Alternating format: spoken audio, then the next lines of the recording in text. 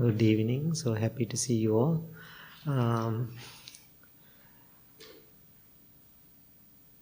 Maybe people who are practicing a little bit longer period of time, those people maybe know some Pali words and Sanskrit word, dharma, karma, right? And so you are familiar with those words, right? Even almost like a dharma, karma is almost like English. And so today I'm going to tell you another word. Maybe some people already know. Tad, don't answer. Okay. And I know Tad knows already. And so there's a word in Pali or Sanskrit. It's called the Samsara. You heard that word? Samsara. Anybody heard? Samsara. No? Okay. Huh? Yes. Okay. Okay, Mary, tell me the meaning. Yeah. Yeah, what is the samsara? It's the inevitability of life. It's the suffering of life. It's a cycle. Okay, cycle, right? Okay. So, this is very famous word. We always say, oh, that's samsara. We always, in our culture, always use that, something happened in life. Oh, that's the nature of samsara. We always use that. So, the last 2 weeks, I experienced so many things in my life, and so I was thinking about the samsara. Okay, it's a cycle of birth and death. So then I found a definition for myself, for my life, and my own life experiences, and this is how I explain it. Keep doing the stupid things again and again and again. Same stupid thing we are keep doing again and again and again. Why we do it? With our ignorance, because our ignorance is so powerful. I think that's the best explanation, right? Everybody can relate it to that, right? We are keep doing. We know this is not helping. We know this is painful, but we are keep doing it. Even we know that, keep doing it. Why is that? There is some comfort in it. There is some comfort in it. That comfort pushing you to continue in this samsara. In the American culture, that would be the first steps toward insanity. Okay. Doing the same thing and expecting a different result. Right. Thank you so much for sharing. So, now you understand that's our human nature. We always do that. That's why we always get into the trouble and problems and pain and sadness and disappointments in our life. So the biggest thing we don't like to face in our life. Can you guess something? The biggest thing we don't like to face in our life? Change. What else? Death. Ourselves, okay, good, very good. What else? Failure, okay. Okay, you are our own fears. So, Loss. Okay, I understand. So, what I experience, biggest fear I don't want to face to the reality. I don't want to face the reality. We all don't want to face the reality. What we are trying to change the reality way I want. So I experience now being a monk last 40 years. Believe me, I'm not perfect. You are not late, don't worry. Okay, so I try to understand. That's why I said last 2 weeks I try to understand lots in my mind because I don't want to face the reality. Reality is fun. Is it fun? No. It is not fun. But however, if you are facing to it, it will be fun.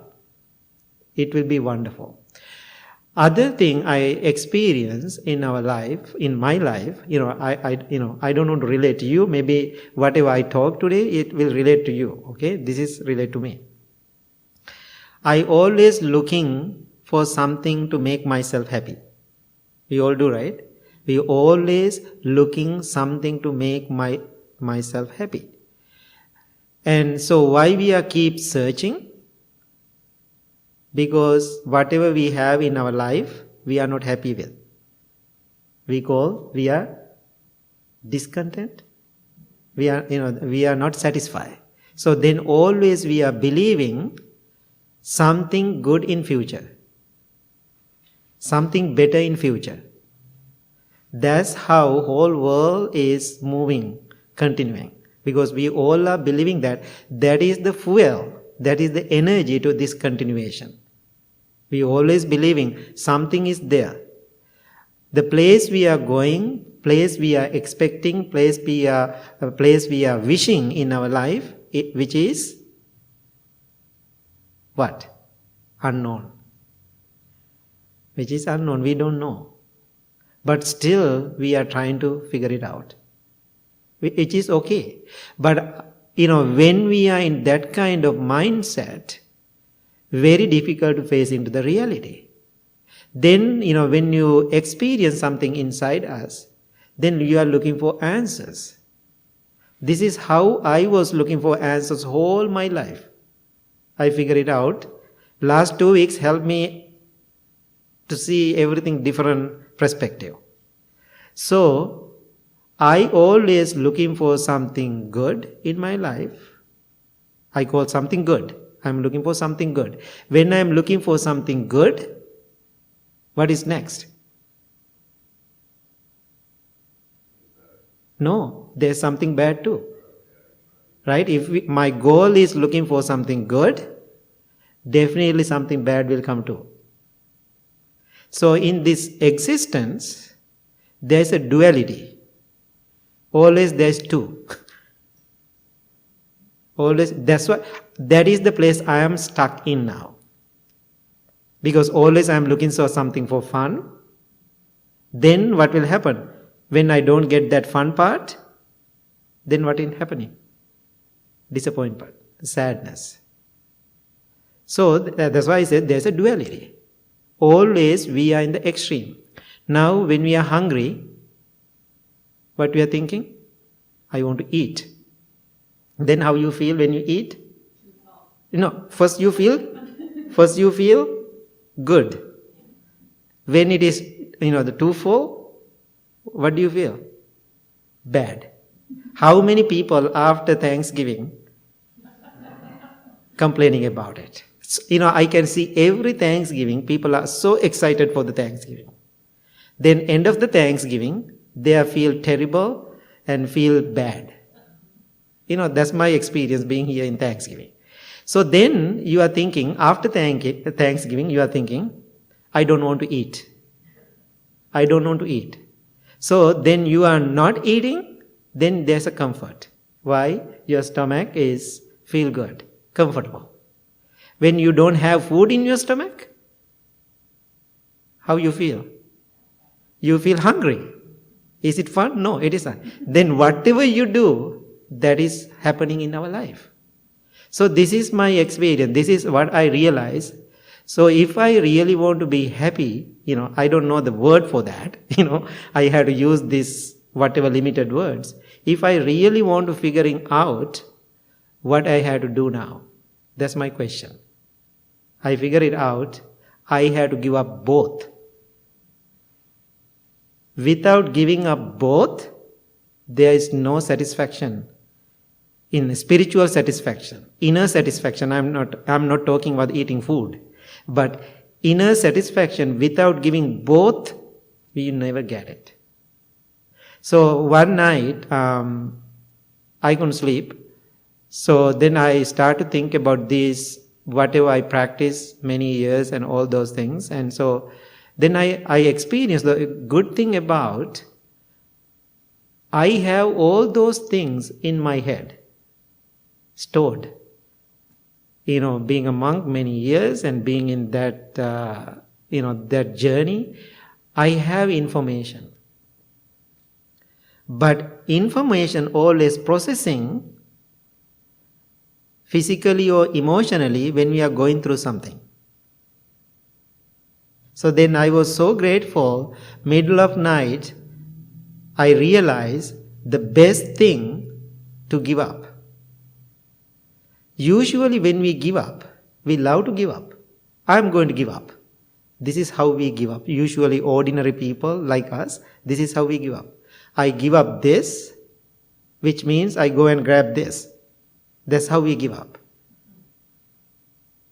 So real give up means if you give up something, after that there's nothing to attach. That's a completely giving. For us, we always think, I'm going to let it go. Let it go means we are going to get something other corner, you go and collecting more. You can see what we are doing now. So what I am asking today, the best way to realize, best way to be content, satisfied, being in the middle. Being in the middle. You heard the historical story of the Buddha. You know the story. What he did, he always go to those extremes when we are searching the truth. Finally, he realized, I didn't eat, now I am in pain. I am eating too much, then I am in pain, uncomfortable. So what I had to do now, we had to stand in the middle. We call the moderation or middle path or whatever word you want to use. You have to stand middle. So the middle ground is a perfect place for you to receive wisdom. Until you stand in the middle, you never open your heart and mind to understand something beautiful. Why? Always you are leaning to those ends. So after you are standing in the middle ground, you are practicing meditation, you are making your life, everything you are doing in your life being in the middle. But still you are not fulfilled. So one day you want to completely fulfill, completely surrender. If you want to do that, what you have to do next?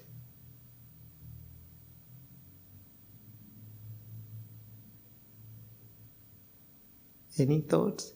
Give up the middle. You have to give up the middle. So until you have middle, you have those two ends. I know it's too much, maybe for today, but keep in your mind. Keep in your mind. So middle ground is a really good place for us to stand. Our goal has to be right now being in the middle. But I'm just telling you, one day you have to give up the middle. Until you are holding to the middle, there is no freedom.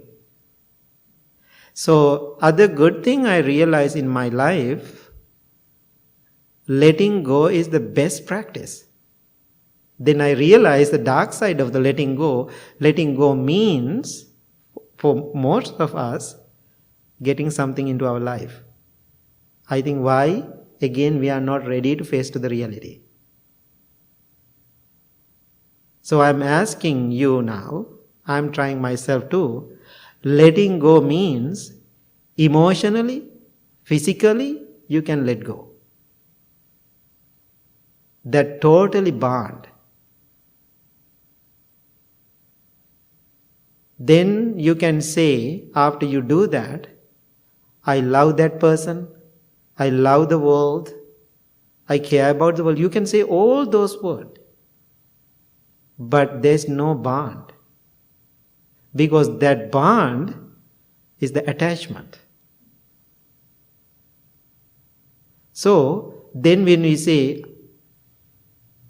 I love you, it is not real love.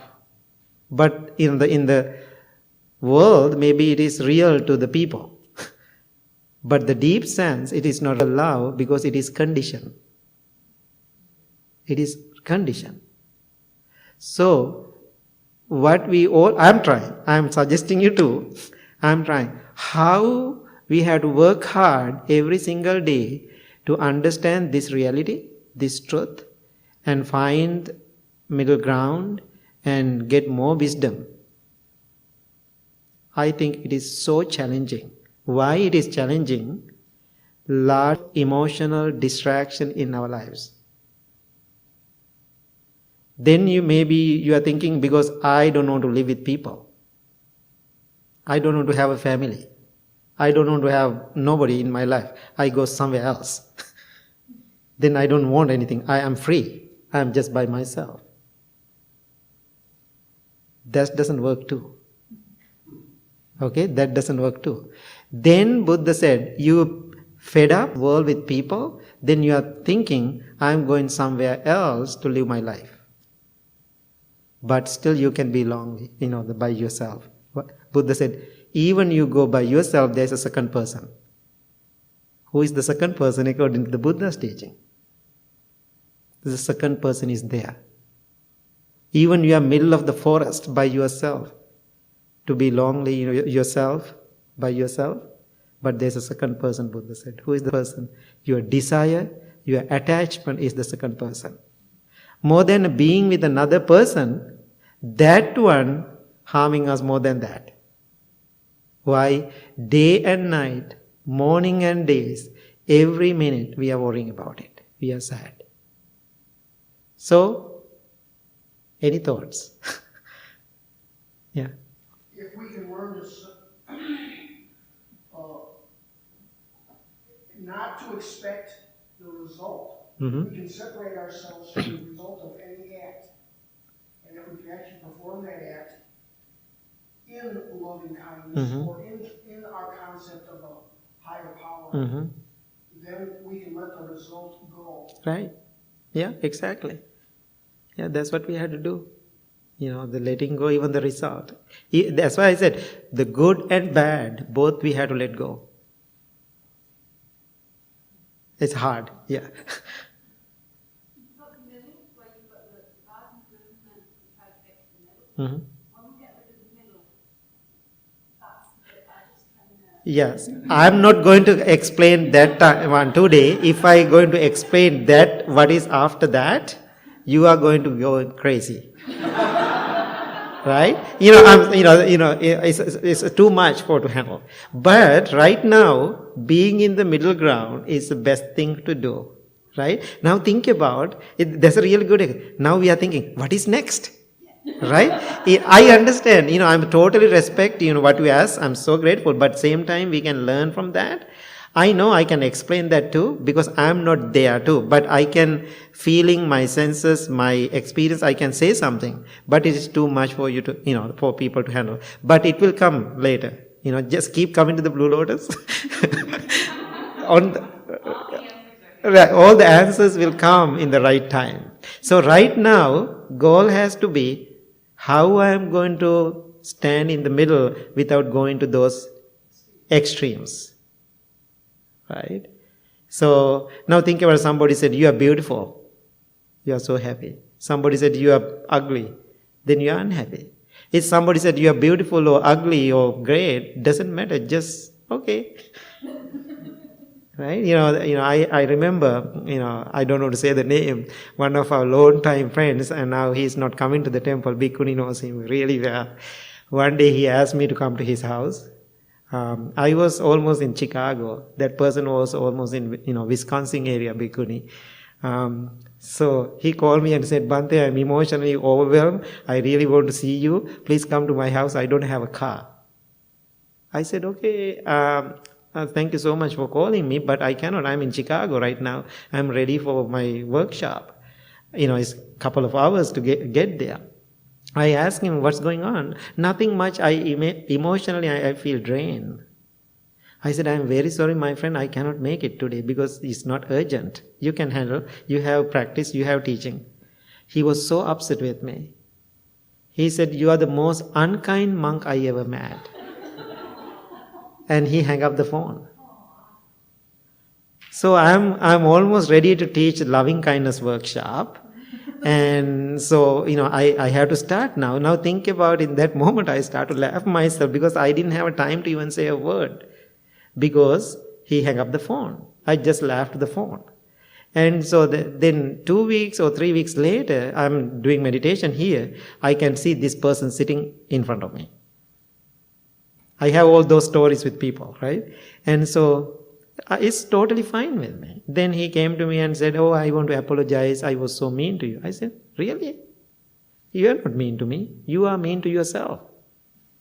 It didn't affect to me Because you said, that I'm most unkind monk. And how many times you said I'm kind? So at that moment, I don't know, maybe 10 years ago he will say me, I will punch his face. Right? So, and, something like that. But, what I'm telling you, and so my practice getting better, I can handle both. Then I said, my friend, both is belong to you. It is not mine, because that's how you see it. Because I don't know. So what I'm suggesting, when you go to those extremes, it's very difficult. One time, I gave a talk like this. One person sent me a long email. So she said she doesn't like what I said. She doesn't like what I said. I said, if you don't like it, you have to handle it. So I cannot do much about it. But, I was so straight and still, and she's living in another state. Actually, yesterday she sent me a message, and still we are good friends. So we have to understand how that practice affected your own life. So any other thoughts about what I said? Definitely I'm going to talk about it one day. What I'm going to, not today, because no time for today. It's a big topic. Anything else? So let's summarize. What is the samsara? What is my definition? Same stupid thing again and again. That's better to remember, right? And we are keep doing the stupid things again and again, even we know it is painful. There is a duality in the world, always going to the two things, right? So don't get into the duality. Don't get into the extremes. Stand in the middle, practice and develop and cultivate your mind. Then find the peace in there. Then one day, if you keep doing it, you feel I'm ready to give up the middle. I talked to one of my other friend about something, giving up some certain things. Then that friend said, that friend was so upset about it. So then I realized myself, maybe it is not truthful to that person to giving up that. But right now, letting go and giving up is meaningful and truthful to me. So that means I have to follow my heart, whatever I feel right for myself. Right? Maybe I'm wrong. But it doesn't matter. Right now, it is, So, be careful. We are not satisfied. We always looking for something new. So, I realize, last 2 weeks, I don't have any doubts about what I'm doing. I don't have any doubts about my path.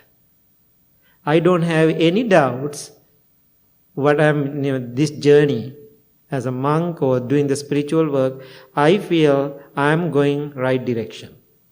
So now what I'm asking you now, so look for somebody, you can find some help and guidance. That person or people will guide you. That's what we call this sanctuary. This place will help you to guide your life. Okay, that means we are guiding ourselves, same time we are helping you all. Okay.